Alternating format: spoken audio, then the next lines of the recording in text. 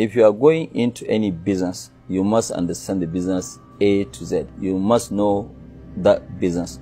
You shouldn't just go and invest because somebody now will say, okay, hey, you know, there's good money in cement, then you go and jump into cement. You have to understand the business in and out. And that's the difference with me. I know my business in and out. You can wake me up any time and ask me about fertilizer, ask me about anything that we are doing. And the other one is really to work very hard, and you have to have the tenacity of continuing to, you have some hiccups here and there, but you have to be focused in terms of what you are doing. It's not the end of life if we're taking a downturn, because it's like a graph. That's how business is. But you always have to be ready for good times and also for bad times. But you see, a lot of people, even the younger ones, we need to be also very, very careful, because one of the biggest issues with us Africans is that we spend our projected incomes. Once you start doing business starts doing well, rather than for you to keep reinvesting into the business, you start spending money and thinking that profit will continue to come. There are ups and downs in business, so you need to be very, very focused and say, okay, fine, what do you do and how do you do those things? So you're not supposed to buy a Porsche car or... No, you are not supposed to do that. You see, because those luxury things, they also take up your time, which will not make you focus on your business. It's like what I don't have any holiday home anywhere. Yeah. I don't have a house anywhere, but I know people who are working for me, they have a house in London, but I don't. One thing that I'm very, very proud of is that I did not inherit any money from my father. I built everything from scratch to where I am. What we do as Dangote Group, we use our businesses, like now we're using our current businesses to build the future of the business. Like when we're in sugar, it was the sugar profit that we used in building the cement.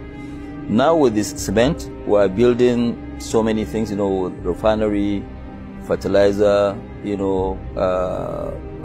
petroleum products, and then we're doing also petrochemicals. We're not doing like other Africans where most of the money is in the bank. Right. We don't keep any money in the bank. Whatever we have, we fully invest, and we keep on investing, and that's what we do. The most important thing is the fundamentals of the business. If this business fundamentals are good, if the fundamentals are good, then you go ahead. I can say that 90% of whatever we invested in, we are doing very well. So I think it is where you should invest. Even myself as an African, I cannot invest in every single sector. So I have to be very choosy of where I invest. I think the most sectors to focus is either ICT or agriculture. These are the two promising, this thing that you need to focus on. Countries that I can suggest for people to invest, one of them, of course, Nigeria. My own duty today as a Nigerian, not as Aliko Dangote, is to keep convincing people to come and invest in Nigeria. And I keep telling people that, look, Nigeria is the best kept secret. Ghana is a very good place to invest. Côte d'Ivoire, Kenya is also a very good place to invest. Africa is full of opportunities. Opportunities are enormous. It's not only in oil or in copper or in coal. I mean, there are so many areas. I mean, you look at it today in Africa. In agriculture, you're going to make huge tons of money, because we have 60% of the world's arable land. So with that, you cannot really go wrong. And you go back and look at countries like Nigeria, Côte d'Ivoire, Cameroon, all these countries before, they were living on agriculture. Okay, but unfortunately oil came in and everybody thought, well, look, we've had enough. Oil is good enough to give us all what we needed. There was no zeal in terms of growing the other various sectors. So people just jump on oil, and even somebody who is just a peasant farmer in the village want to take a bit of, a cut in terms of getting his own oil share.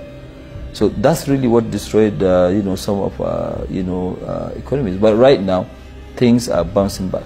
Well, I came from wealthy family. My grandfather was my great-grandfather from my mother's side was actually very, very wealthy, Alassane Tata. And then his son, also Sanusi Tata, whom really raised me up because, you know, I lost my dad at the age of 8. And, you know, so after educating me, now, you know, he gave me a loan of which I was grateful, and I paid back in 3 months, you know, because business was so good. You know, the way it is that when you first start business, your target is to make your first million. You know, okay, fine, I did that. But, you know, after, you know, a year or so, I realized that, look, I have much more than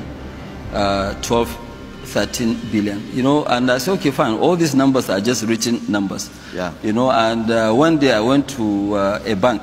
Yeah. You know, at that time there were no restrictions of this, and I wrote a check and cash $10 million, and I took it home. For yourself? For myself, yes. You cashed $10 million from the bank? Yes. Yes, and took it? I put it in the boot of my vehicle, and I went home.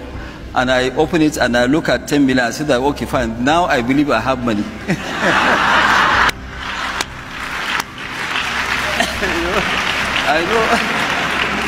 I know. So you put this in the bed and slept all night on top of it. You made love to your money. It was in the boot of my car. You know, car. Yeah. But I bought it and I went there by myself. I drove myself to the bank. I cashed the money. And, you know, I put it in my room and I look at the money and I took it back to the bank the next day.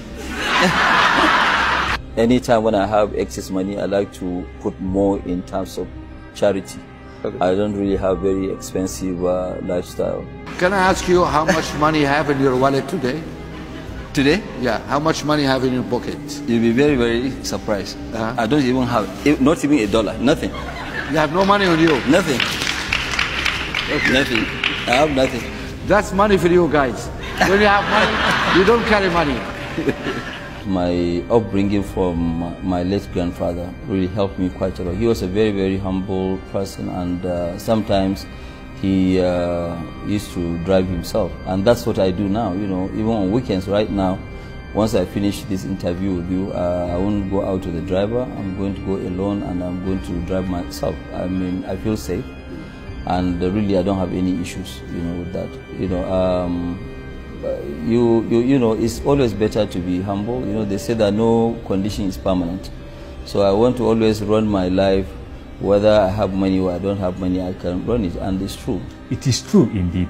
If you are focused in whatever you are doing, you will achieve greatness. Aliko Dangote is an example of that. Thank you for your time.